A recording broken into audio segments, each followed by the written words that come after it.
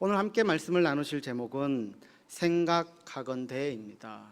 저는 지난 시간까지 계속 로마서 8장에 나타난 말씀으로서 하나님의 아들, 하나님의 자녀가 어떠한 신앙생활을 해야 하는가, 또한 그 하나님의 자녀가 신앙생활을 해나가는 과정 중에서 당하는 그 고난을 믿음의 눈으로 보는 자가 있고 세상의 지혜로 보는 자가 있습니다.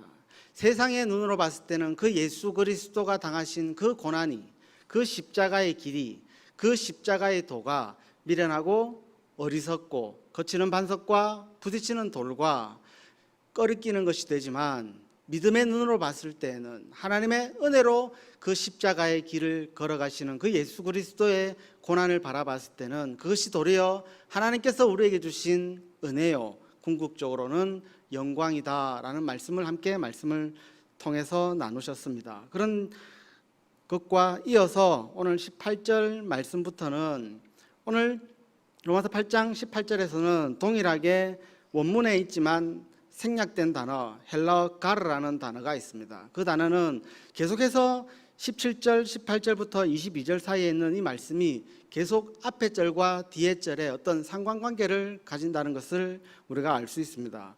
그렇듯이 오늘 18절에서도 오늘 17절과 비슷한 어떤 동일한 말씀을 하십니다. 생각건대 현재의 고난은 장차 우리에게 나타날 영광과 비교할 수 없도다.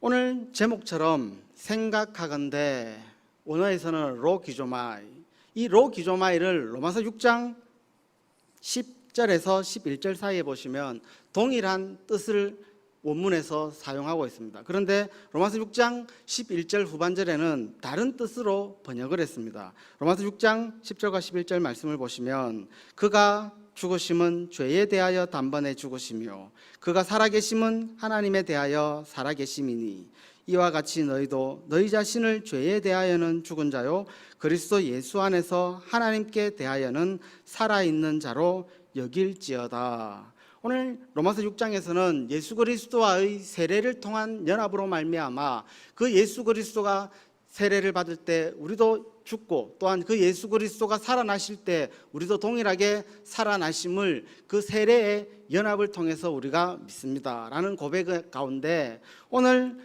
6장 11절 후반절의 말씀을 보시면, 이와 같이 너희도 너희 자신을 죄에 대하여는 죽은 자요 그리스도 예수 안에서 하나님께 대하여는 살아있는 자로 여길지어다. 오늘 로마서 6장 11절 후반절에 보시면 로마서 8장 18절에 나타난 생각하건대로 번역한 이 로기조마이를 로마서 6장 11절 후반절에서는 여길지어다 라고 번역을 했습니다. 그런데 왜 그러면 똑같은 원문에 나타난 단어를 로마서 6장 11절에서는 여길지어다 라고 번역을 하고 로마서 8장 17절에서는 생각하건대 라고 번역한 그 차이점이, 어떤 이유가 무엇인가? 후반절에 나타난 여길지어다의 어떤 사전적 의미는 마음속으로 그러하다고 인정하거나 생각하다라는 어떤 뜻을 가지고 있습니다. 즉, 이 로기조마의 어떤 뜻은 생각하다, 계산하다입니다. 그런데 로마서 6장에서는 그 여길지어다라는 그 단어를 쓰므로 말미암아 설사 저희들이 하나님 앞에서 온전히 살아있는 자가 아니라 할지라도 그 예수 그리스도의 세례로 말미암아 죽었다가 다시 살아난 생명을 얻은 예수 그리스도의 연합의 그 은혜를 가지고 있지만, 여전히 우리의 삶 속은 살아있는 삶을 사는 것이 아닌 죄와 허물 가운데서 죄에 대하여 종노릇하는 자로 살아가고 있지만, 설사 죄인의 삶처럼 죄인으로 육신의 생각을 하고 육체의 소욕을 따라 살아가고 있지만, 너희는 그 예수 그리스도와 함께 세례를 받은 증거를 받은 자임으로 말미암아 그 증거의 힘으로 살아있는 자처럼 마음으로 생각해야 된다라는 의미로 로마서 6장 11절에서는 여길지어다라고 우리에게 말씀을 합니다. 그런 것처럼 오늘 18절도 동일합니다. 뒤에 나타난 이 내용을 가지고 설사 이 내용이 믿어지지 않는다 할지라도, 설사 이 내용에 아멘이 되지 않는다 할지라도, 생각으로는 현재의 고난이 장차 나타날 영광과 비교할 수 없도다라고 무엇하면서 마음으로 인정하고 마음으로 생각하면서 살아야 된다라는 그 의미의 생각으로서 오늘 로마서 8장 18절에 생각하건대라는 단어를 써서 우리에게 말씀을 합니다.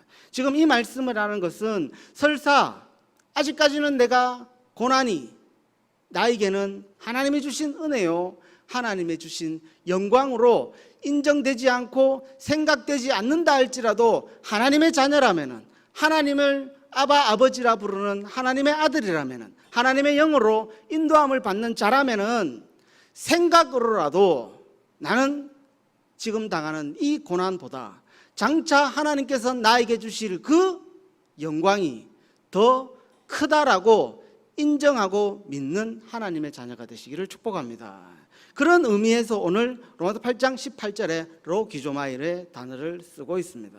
그런 것처럼 그 생각을 가지고 그러면 오늘 우리에게 나타날 영광이 어떤 것이기에 이렇게 말하고, 우리에게 지금 당하는 고난이 어떤 고난이기에 이처럼 쉽게 인정되지는 않을 것이다. 그런데 그것을 인정하는 삶을 살아야 된다라고 말씀을 하는 이유가 뭔가? 오늘 생각하건대 다음에 나타난 현재의, 이 현재의 원어는 누인 카이로입니다. 이 누인 카이로라는 것은 원어는 카이로스입니다. 헬라어에서는 시간을 의미하는 것이 두 가지가 있습니다. 하나는 크로노스고 하나는 카이로스입니다. 크로노스라는 것은 천문학적인 의미여서 해가 지고 뜸으로 말미암아 지구의 자전과 공전으로 말미암아 결정되는 시간입니다. 흔히 이야기하는 1년 365일 하루 24시간은 크로노스의 시간입니다. 그런데 오늘 로마서 8장 18절에 나타난 현재의 닌 카이노는 어원이 카이로스입니다. 이 카이로스라는 것은 어떤 우리가 일반적인 어떤 지구의 공전과 자전으로 말미암아 천문학적인 어떤 해가 뜨고 짐으로 말미암아 모든 사람들에게 공통적으로 있는 그런 어떤 시간의 개념이 아닌, 카이로스라는 것은 하나님의 어떤 간섭하심과 개입하심이 있는 시간을 의미합니다. 하나님의 어떤 역사하심, 하나님의 인도하심 안에서 지금 삶을 살아가는, 그렇다라는 것은 현재의 우리 그리스도인들이 당하는 고난은 지금 이 현재가 아닌 하나님께서 우리의 삶을 인도하시는 과정 중에서 당하는 고난을 의미합니다. 그런 의미로서 현재고, 장차라는 이 단어는, 이 의미는 크로노스 안에 있습니다. 그렇다는 것은 로마서 8장 18절에서는 두 가지 시간이 같이 공존해서 흘러갑니다. 지금 당하는 우리의 이 현재의 고난은 우리가 이해하는 일반적인 어떤 시간적 개념이 아닌 카이로스적인 시간 안에서 하나님의 인도하심과 하나님의 섭리하심과 하나님의 어떤 역사하심에서 당하는 고난입니다.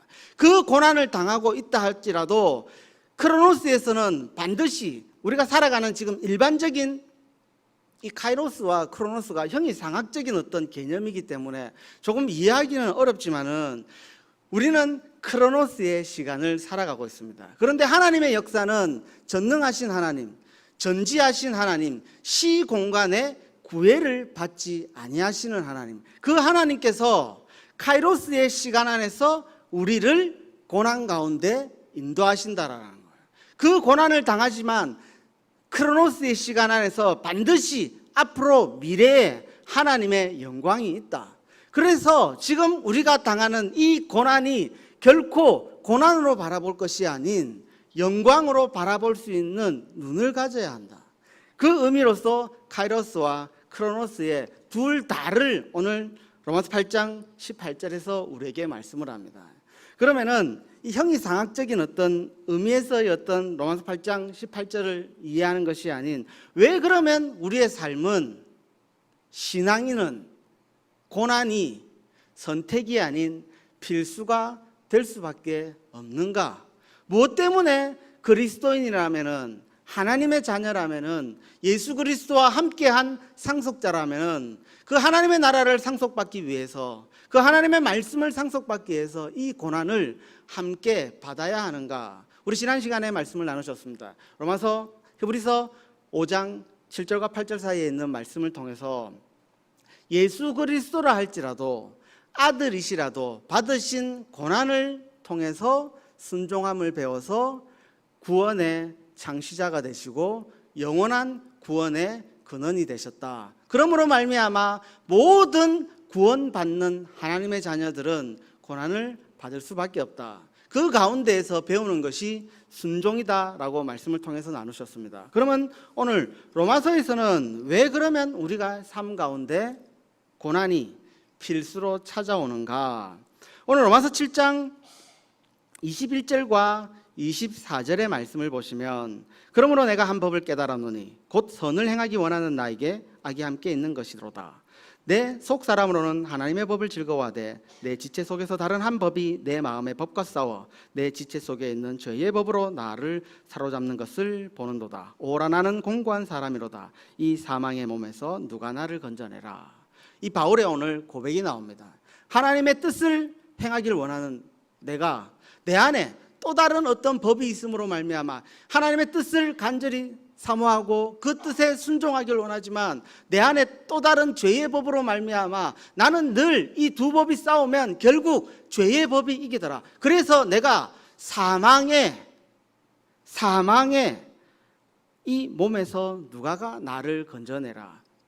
이 로마서 7장을 이해하는 과정 중에서 많은 학자들과 소수 학자들 사이에서 도대체 사도행전 9장에서 다메섹 도성에서 예수 그리스도를 만나서 회심한 바울이 도대체 어떻게 이런 표현을 할 수 있는가? 성령에 온전히 사로잡힌 바울이 어떻게 신앙생활하는 가운데 사망의 그늘에 있을 수 있단 말인가? 성령에 사로잡힌 사람이라면은 마음의 죄의 법과 의의 법이 싸우면 의의 법이 이겨야 되는데 왜 바울은 오늘 로마서 7장에서 죄의 법이 이긴다고 고백할 수 있단 말인가? 그래서 몇몇 학자들은 이 로마서 7장은 회심하기 전에 바울의 고백이다라고 말하는 학자들도 간혹 있습니다. 그렇지만 저희 개혁신학은 예수 그리스도로 말미암아 회심한 변화된 성령 충만을 받은 자라 할지라도 우리는 여전히 죄 아래서 허물과 죄로 말미암아 죽은 육체의 존재이기 때문에 그 죄 아래서 종노릇하는 그 존재이기 때문에 우리는 생명과 영생이 없으로 말미암아 육신의 삶을 살아갈 수밖에 없다라고 고백을 합니다. 그런 의미에서 오늘 로마서 8장 우리 함께 말씀 보시면 우리 6절에서 8절 사이에 있는 말씀입니다. 왜 바울이 이 사망의 몸에서 누가 나를 건져내려 하나? 이 사망의 몸이 어디에서 왔는가? 6절에서 8절 사이에 있는 말씀을 보시면 육신의 생각은 사망이요 영의 생각은 생명과 평안이리라. 바울이 이 사망의 몸에서 누가 나를 건져내라 라고 표현을 했다라는 것은 지금 바울이 육신의 생각을 하고 있다라는 겁니다. 그런데 그 육신의 생각이 사망을 열매 맺는 것이 큰 문제점이 아닌 그 다음이 오늘 우리에게 나타난 고난을 당하는 이유를 우리에게 말씀을 합니다. 7절에 나타난 육신의 생각은 6절에서 반드시 사망을 열매 맺지만 그 육신의 생각은 하나님과 원수가 되나니 하나님과 원수가 되는 것이 문제가 아닌 그 다음 이는 하나님의 법에 굴복하지 아니할 뿐 아니라 할 수도 없음이라. 바울 사도가 성령의 충만함을 받아서 하나님의 말씀 앞에 순종하기를 원합니다. 그런데 그 순종하려고 그 무던히 애를 쓰고 고민하면서 삶 속에서 철저한 투쟁을 했지만 결국에는 육신의 생각으로 말미암아 사망의 그늘 아래 앉아 있습니다. 그런데 그 사망의 그늘 아래 앉아 있는 이유가 무엇이냐? 7절의 말씀, 이는 하나님의 법에 굴복하지도 아니할 뿐 아니라 할 수도 없음이라. 오늘 이 굴복이라는 단어의 사전적인 의미는 힘이 모자라서 복종합니다. 이것은 자의적으로든 타의적으로든 다 사용되는 단어입니다. 그런데 오늘 성경에 굴복이라는 휘포타소의 이 의미는 중간태의 헬라어를 쓰고 있습니다.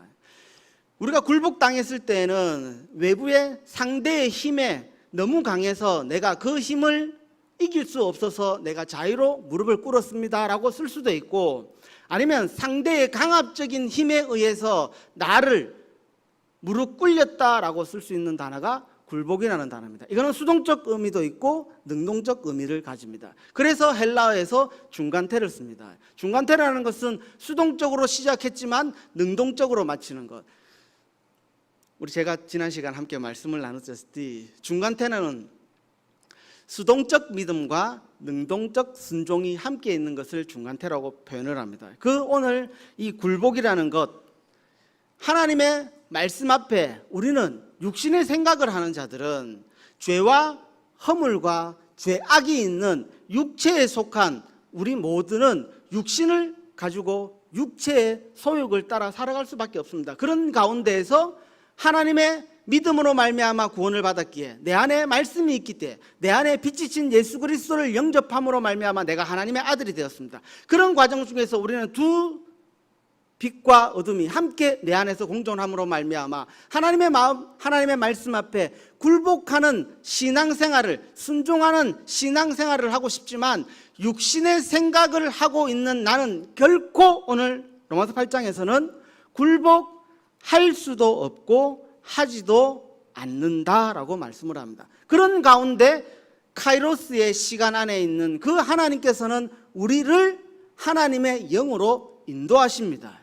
우리를 은혜 가운데에서 인도하십니다. 그 하나님의 섭리와 그 하나님의 작정 가운데에서 우리 삶 속에 간섭하시고 개입하신다라는 거예요. 그러면 그 속에서 일어나는 것이, 우리가 당하는 것이, 내 한편에서는 하나님 앞에 말씀 앞에 순종하길 원하는데 이 육체는 결코 말씀에 굴복되지 않는다라는 거예요. 그런데 하나님은 우리의 육체를 굴복시킨다라는 거예요. 그것이 십자가입니다.